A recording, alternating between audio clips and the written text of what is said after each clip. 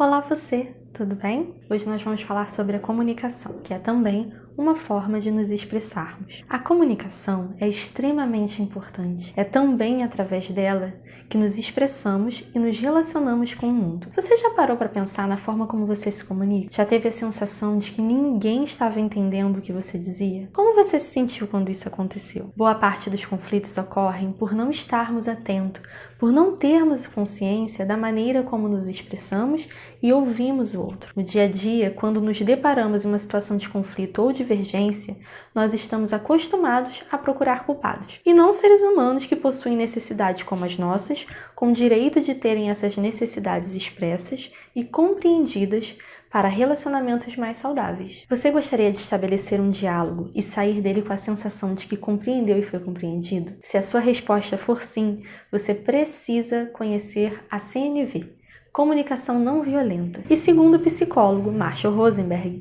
que desenvolveu a fórmula da comunicação não violenta, a origem dos conflitos tem relação com as estruturas hierárquicas da humanidade, como aquelas estruturas piramidais, onde existia, por exemplo, um faraó, seus sacerdotes e toda uma civilização que era controlada por esse faraó. E essa estrutura vem acontecendo em civilizações de milhares e milhares de anos atrás, e continuamos a ver esse padrão nos dias atuais. Uma parte da violência que vivemos vem dessa estrutura de dominação. A nossa linguagem, a nossa comunicação foi sendo desenvolvida com base nessa hierarquia de poder para que um pudesse dominar uma maioria. E hoje nós continuamos vivendo em um mundo onde quem tem mais poder pode controlar os demais. Continuamos a utilizar essa comunicação de dominação. Mas a raiz do conflito não vem da cultura, e sim da nossa forma de pensar, se comunicar, que sustenta essa violência. Por exemplo, a comunicação para a educação das crianças usa como base a dominação. Você quer dominar seu filho por cuidado, porque ele não tem capacidade de decidir ou fazer tudo por si só, ou você o está dominando para impor sua vontade sobre ele? A diferença entre dominar em um sentido de limitar para cuidar e dominar para impor aquilo que suprirá as suas necessidades. A comunicação não violenta nos ajuda a relacionar com as pessoas de maneira mais afetuosa e compassiva, buscando sempre entender as necessidades de ambas as partes. Marshall Rosenberg dividiu essa fórmula da comunicação não violenta em 4 passos. O primeiro passo é observar, diferenciar o que é a realidade e o que é meu julgamento. É necessário observar o que de fato está ocorrendo naquela situação da maneira mais neutra e atenta possível, sem julgamento ou avaliação. Um exemplo, a situação é a seguinte: meu marido não lavou a louça que disse que iria lavar. E eu costumeiramente diria para ele: você nunca lava a louça. Mas se eu quero começar a me expressar da maneira amorosa e que busque atender às minhas necessidades e as dele, eu posso observar sem avaliar e dizer: nas últimas 3 semanas que você combinou comigo que iria lavar a louça, você não lavou e a pia ficou com moscas. Segundo passo: sentimento. Que sentimento reverbera em mim diante da situação ocorrida? É necessário estarmos atentos a como nos sentimos na situação que estamos vivenciando. Identificar e comunicar os meus sentimentos em uma determinada situação amplia a possibilidade de gerar aproximação e empatia, além de trazer clareza sobre nós mesmos, porque começamos a perceber o quanto reagimos às situações de maneira automática. Precisamos ter consciência também que a situação em si não é a desencadeadora do sentimento, ela é apenas um estímulo. O sentimento vem de uma necessidade não atendida. Mas calma aí, vamos ver de novo aquele exemplo? E eu volto na necessidade. A situação é a seguinte: meu marido não lavou a louça que disse que iria lavar e eu costumeiramente diria: você nunca lava a louça. Mas se eu quero começar a me expressar de maneira amorosa e que busque atender às minhas necessidades e as dele, eu posso observar sem avaliar, entender meu sentimento e dizer: nas últimas 3 vezes que você combinou comigo que iria lavar a louça, você não lavou e a pia ficou com moscas. Quando isso acontece, eu percebo que fico irritada. Terceiro passo: necessidade.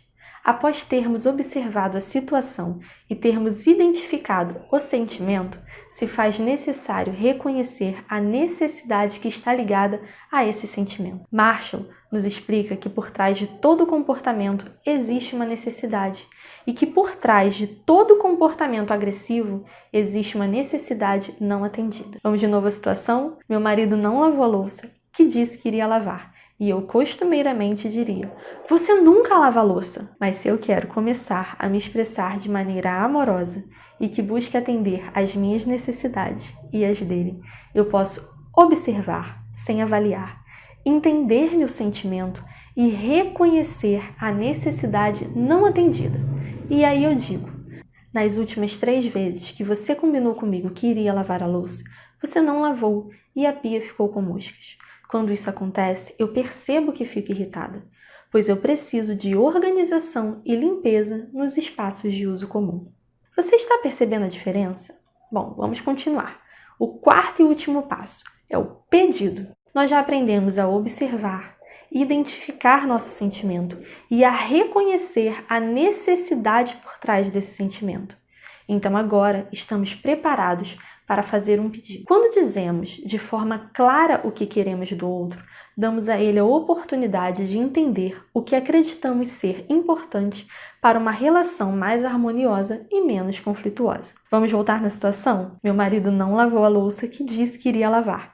E eu costumeiramente diria: você nunca lava a louça. Mas se eu quero começar a me expressar de maneira amorosa e que busque atender às minhas necessidades e às dele, eu posso observar sem avaliar, entender meu sentimento, reconhecer a necessidade não atendida e fazer um pedido específico, dizendo: nas últimas 3 vezes que você combinou comigo que iria lavar a louça, você não lavou e a pia ficou com moscas.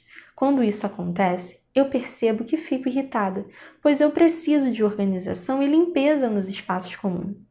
Você poderia lavar a louça? Ou ainda, eu poderia fazer um outro pedido. Você poderia me avisar assim que perceber que não será possível que você realize a tarefa combinada?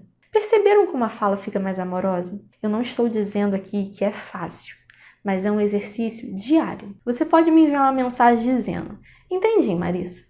Eu vou começar a colocar em prática esses passos do Marshall, mas as outras pessoas que eu convivo não conhecem a CNV.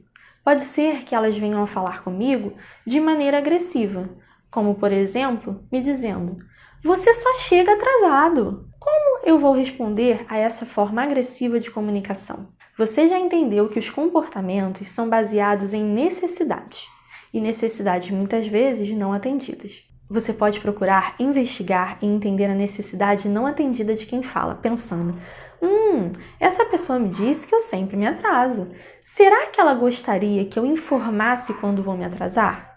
Será? E aí você poderia fazer perguntas diretas a ela. Você está irritado comigo porque eu não te avisei que me atrasaria? E gostaria que eu te avisasse para não atrapalhar seus horários? Dessa forma, as chances da conversa prosseguir com mais empatia e tranquilidade são muito maiores.